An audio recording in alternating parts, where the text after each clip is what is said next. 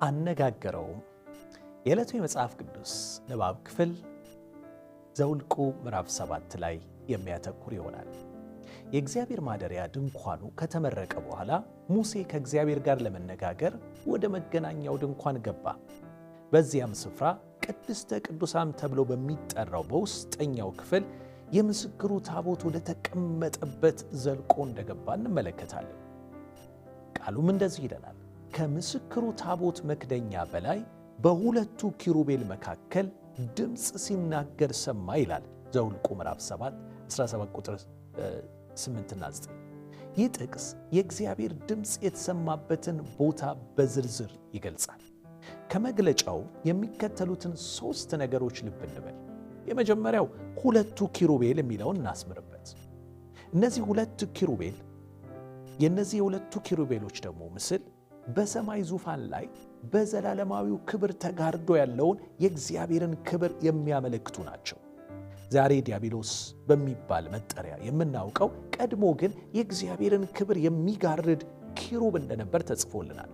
እንደዚሁም እነዚህ ኪሩቤል የሰው ልጅ በፈታኙ ወጥመድ ውስጥ ወድቆ ከተሰጠው የክብር ስፍራ ሲለቅ የሕይወትን ዛፍ ለመጠበቅ የተቀመጠውን ኪሩብ ያስታውሱናል። ቀጥሎ የምናገኘው ደግሞ የስርየት መክደኛውን ነው። ይህ የስርየት መክደኛ ደግሞ የእግዚአብሔር ይቅር ባይነት፣ ምሕረትና ርኅራኄውን የሚያሳይ ነው። በእርግጥም በሁለቱ ኪሩቤል የሚጋርዱት ይህ የእግዚአብሔር ክብር ያንን መቅረብ የምንችለው እርሱ በምሕረቱ ሲሸፍነን ወይም በደላችንን ሲከድንልን እንደሆነ የሚያሳየን ነው። በመጨረሻ 3ኛ የምናየው ደግሞ የምስክሩ ታቦት የሚለው ነው።